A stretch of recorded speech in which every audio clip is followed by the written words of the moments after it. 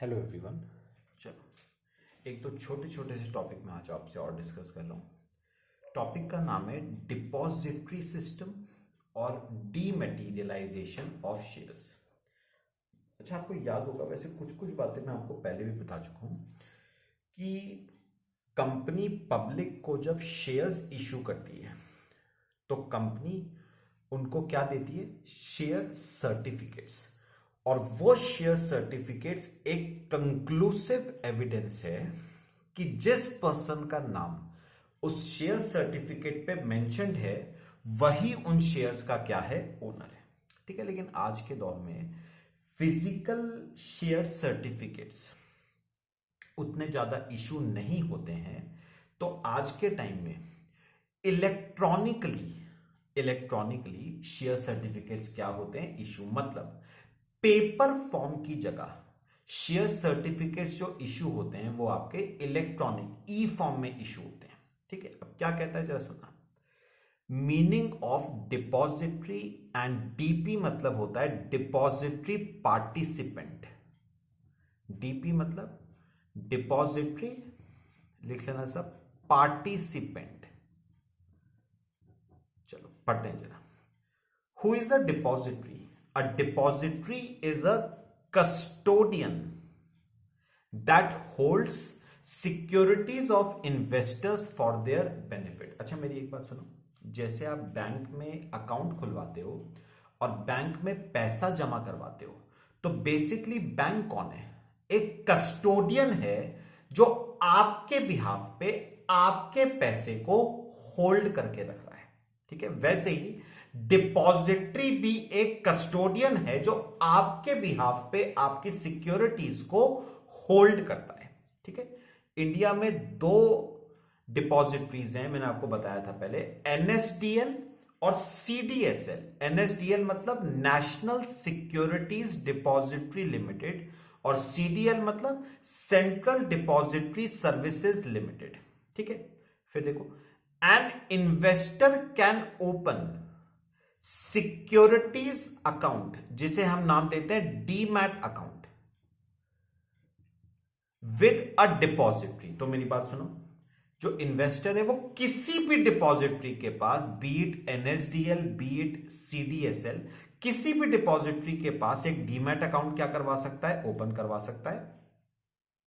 As and when investor intends to transfer securities, he can do so by giving instructions to depository to effect such transfer. ठीक है, तो जैसे कभी ना, मेरी बात सुनो, मैंने अपना डीमैट अकाउंट ओपन करवाया, ठीक है, अब मुझे अपने शेयर्स को बेचना है, ट्रांसफर करना है, तो मुझे डिपॉजिटरी को बस इंस्ट्रक्शंस देनी पड़ेंगी कि आप मेरे शेयर्स को क्या कर दो? ट्रांसफर कर दो। ठीक है, अच्छा, फिर second, who is a depository participant? A depository operates through its branches known as depository participants. पता है, ये जो डिपॉजिटरी होता है ना, ये होता है नेशनल लेवल पे, सेंट्रल लेवल पे। इन्होंने क्या कर रखा होता है? हर स्टेट में, हर स्टेट के हर सिटी में अपनी क्या बना रखी होती है? ब्रांचेस। तो मुझे बताओ, एनएसडीएल और सीडीएसएल तो हुए सेंट्रल लेवल पे, नेशनल लेवल पे। ये लोग हर स्टेट के हर सिटी में अपनी क्या ओपन करते हैं? ब्रांचेस। उन ब्रांचेस को हम क्या नाम देते हैं? Depository participants. A depository participants act as a link between depository and investors. तो याद रखना, डिपॉजिटरी पार्टिसिपेंट एक कड़ी है जो डिपॉजिटरी और इन्वेस्टर्स को आपस में जोड़ती है। अच्छा, अब मेरी बात सुनना, 2 मिनट। रजिस्टर्स जरा सुनना, सिंपल बात है, पता है, ध्यान से सुनना। जो कंपनी है ना, जो कंपनी है वो अपने पास एक रजिस्टर रखती है। कंपनी अपने पास एक रजिस्टर रखती है, रजिस्टर ऑफ मेंबर्स। ठीक है, उस रजिस्टर ऑफ मेंबर्स में कंपनी पता है किसका नाम लिखती है? उस डिपॉजिटरी का नाम लिखती है जिसके पास मेंबर के शेयर्स पड़े हैं। ठीक है, मेरी बात सुनना, कंपनी अपने पास कौन सा रजिस्टर मेंटेन करती है? Register of member. Register of member में मेंबर का नाम नहीं लिखा जाता है, रजिस्टर ऑफ मेंबर में उस डिपॉजिटरी का नाम लिखा जाएगा जिसके पास उस मेंबर के शेयर्स हैं, उस मेंबर की सिक्योरिटीज है, जो डिपॉजिटरी मेंबर के सिक्योरिटीज को होल्ड करता है। तो मैं दोबारा बोल रहा हूं, कंपनी के पास एक रजिस्टर होता है जिसे हम नाम देते हैं रजिस्टर ऑफ मेंबर।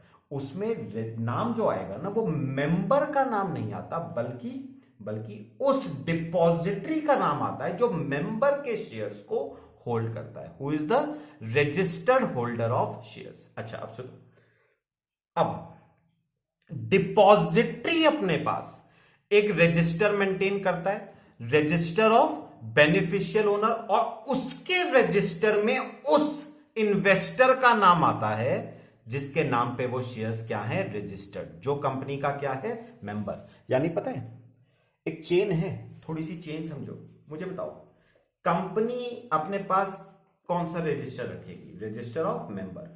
उसमें मेंबर का नाम नहीं होगा, उसमें उस डिपॉजिटरी का नाम होगा जो मेंबर के शेयर्स को मेंबर के बिहाफ पे क्या करता है, होल्ड करता है। अच्छा, डिपॉजिटरी अपने पास रजिस्टर किसका रखेगा, बेनिफिशियल ओनर का, मतलब उसके रजिस्टर में उस मेंबर का नाम आएगा जिसके बिहाफ पे उसने शेयर्स क्या कर रखे हैं, होल्ड कर रखे हैं।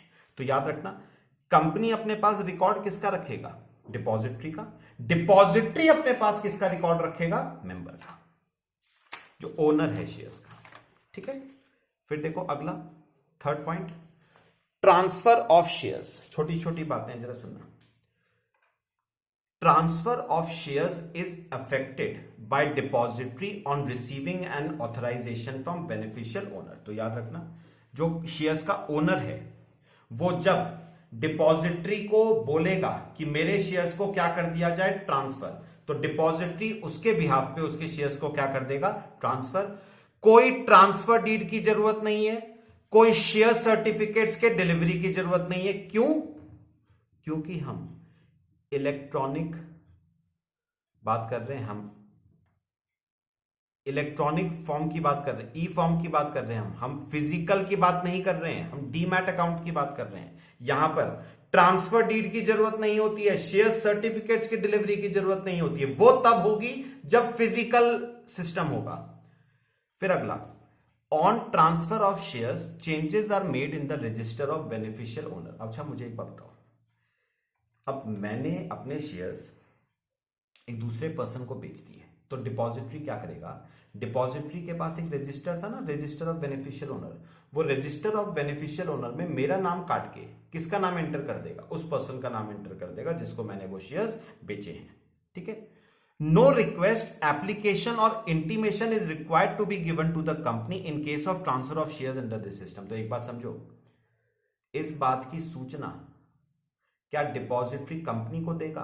कोई सूचना देने की जरूरत कंपनी को नहीं है, क्योंकि कंपनी, बात समझो, कंपनी अपने पास कौन सा रिकॉर्ड रखती है, कंपनी तो डिपॉजिटरी का रिकॉर्ड रखती है। तो अगर डिपॉजिटरी में चेंज आएगा तब तो कंपनी को इन्फॉर्म करना है। अब डिपॉजिटरी में चेंज थोड़ी ना आया, ओनर में चेंज आया।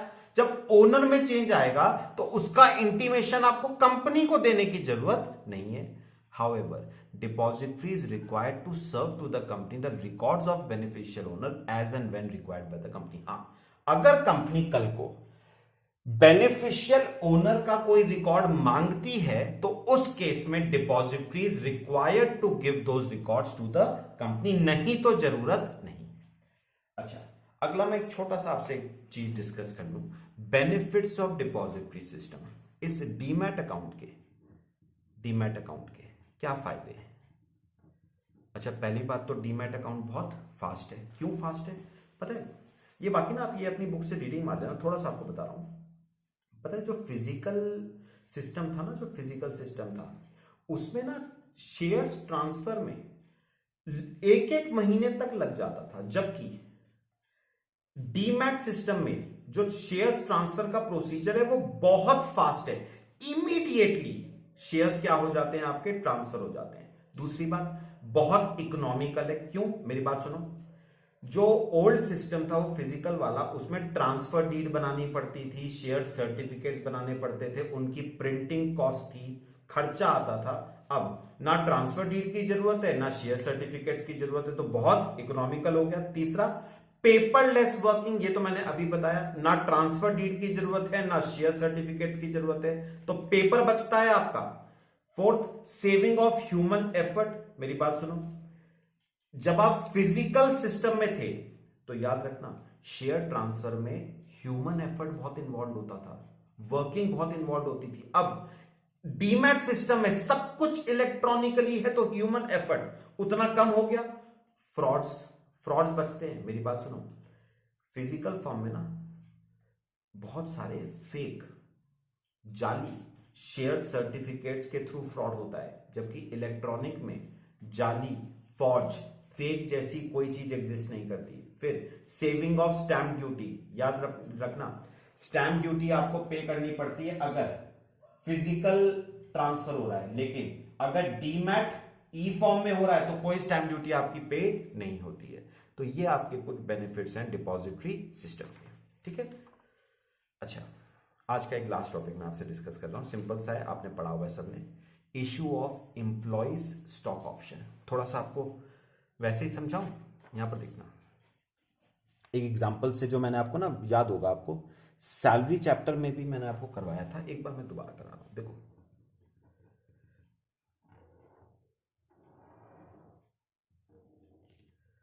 तो कई बार क्या होती है, सुनो, कंपनी पता है क्या चाहती है, कंपनी ये चाहती है कि हमारे जो एम्प्लॉयज है ना, जो अच्छे एम्प्लॉयज हैं, हमारे जो परमानेंट एम्प्लॉयज हैं, हमारे जो डायरेक्टर्स हैं, वो हमारी कंपनी को छोड़ के ना जाए।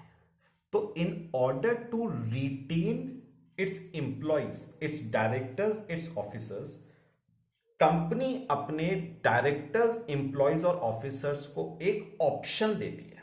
क्या ऑप्शन? कि अगर आप हमारी कंपनी में कुछ साल टिक के काम करते हो ना, तो हम आपको अपनी कंपनी के शेयर्स देंगे। कैसे? सस्ते, मतलब पैसा आपको देना पड़ेगा उन शेयर्स का, लेकिन मार्केट प्राइस से बहुत कम देना पड़ेगा आपको। तो एक बेनिफिट हम आपको दे सकते हैं अगर आप हमारी कंपनी में टिक के क्या करो, काम करो। मैं चलो आपको एग्जांपल देके बताता हूं। देखो, 1 अप्रैल 17 कंपनी ने अनाउंस किया कि हम अपने एम्प्लॉयज को ऑप्शन देते हैं, मतलब जो एम्प्लॉय हमारी कंपनी के 1000 शेयर खरीदना चाहता है वो 1000 शेयर खरीद सकता है। अच्छा, एक शेयर का मार्केट प्राइस वैसे चल रहा है 160 रुपए, लेकिन वही 160 रुपए का शेयर हम आपको देंगे 50 रुपए का। दिस ईपी क्या था, ये याद करो, एक्सरसाइज प्राइस। मतलब ऑल्दो शेयर मार्केट में 160 का है, लेकिन 160 रुपए का शेयर आप कितने का खरीद सकते हो? 50 रुपए का। अब सुनो, फिर मैंने कंपनी को, मैंने एम्प्लॉयज को क्या कहा, मैंने कहा ये 1000 शेयर आप आज नहीं खरीद सकते, आपको मेरी कंपनी में कम से कम 3 साल, या मैं बोलूं चलो 2 साल, आपको मेरी कंपनी में एटलीस्ट 2 साल काम करना पड़ेगा। तो 1 अप्रैल 17 से 2 साल, 31 मार्च 18 1 साल, 31 मार्च 19 दूसरा साल, तो 2 साल रुक के काम करना पड़ेगा। हां, अगर आप मेरी कंपनी में 2 साल रुक के काम करते हो तो आप मेरी कंपनी के शेयर्स परचेज करने के लिए एलिजिबल हो जाओगे। तो कितने साल रुकना है? 2 साल। इसे हम नाम देते हैं वेस्टिंग पीरियड। तो कितने साल का वेस्टिंग पीरियड है? 2 साल का वेस्टिंग पीरियड है। तो अगर आप हमारी कंपनी में 2 साल रुक के काम करते हो तो आप हमारी कंपनी के शेयर्स परचेज करने के लिए क्या हो जाओगे? एलिजिबल हो जाओगे। ठीक है, इसे हम बताओ क्या कहते हैं? Employees stock option. चलो कुछ बातें मैं आपको यहां पर थोड़ी समझाता हूं, देखना। ठीक है, डेफिनेशन तो ऑल मैंने बता दिया आपको, प्रोविजंस कुछ बता रहा हूं मैं। स्पेशल रेजोल्यूशन आपको पास करना पड़ेगा। ठीक है, company shall have freedom to determine its exercise price, मतलब कंपनी के पास पूरा फ्रीडम है, वो अपना एक्सरसाइज प्राइस खुद डिसाइड कर सकती है। कंपनीज एक्ट साइलेंट है। Minimum period of 1 year between grant of option and wasting of option. Simple words में बोलूं, उन्होंने कहा है वेस्टिंग पीरियड मिनिमम कितना होना चाहिए, 1 साल, मतलब 1 साल से ज्यादा हो सकता है, 1 साल से कम नहीं हो सकता। तो vesting period must be at least 1 year. और लॉक इन पीरियड, अब ये क्या है लॉक इन पीरियड, पता है कंपनी एक बात और कहती है कि चलो आपने हमारी कंपनी के शेयर्स क्या कर लिए, परचेज, लेकिन इतने साल तक कंपनी के वो शेयर्स आप मार्केट में सेल नहीं कर सकते। मतलब कंपनी आपके शेयर्स पे क्या लगा सकती है, लॉक इन पीरियड लगा सकती है। और कितना लॉक इन पीरियड होगा, वो फ्रीडम भी किसको दिया गया है, कंपनी को दिया गया है। मतलब कंपनी डिसाइड कर सकती है कि वो शेयर्स पे लॉक इन पीरियड कितने साल का लगाएगी। तो उतने साल तक आप शेयर्स को मार्केट में ट्रांसफर, मार्केट में सेल नहीं कर पाओगे। ठीक है, चलो आज के लिए काफी है, बाकी हम नेक्स्ट क्लास में डिस्कस करेंगे। Thank you.